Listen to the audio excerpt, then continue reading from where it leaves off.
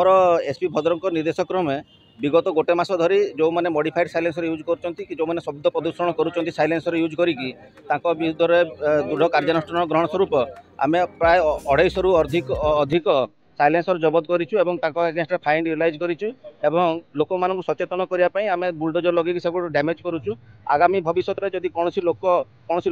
दृष्टि आसूची जे के modified silencer use करुँच number देवे आमको ताले आम उपयुक्त लोक घर को जाकर गाड़ी साइलेंसर जबत करी डैमेज करने चेष्टा करूँ और भविष्य में कार्यानुष्ठान जारी जारी रही जो मैंने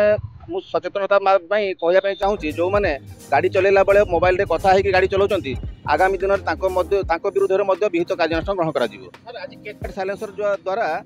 शब्द प्रदूषण बहुत मात्रा होची जो मैंने आखपाखे जाऊँच लोक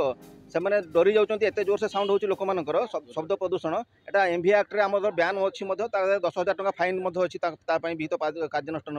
10,000 टका पर्यंत फाइन अच्छी तेणुक आम जबत करके डैमेज करूँ। आपंकर जो दुकानी मैंने बिक्री करुँच आम आगामी दिन में कार्यानुष्ठान ग्रहण करूँ।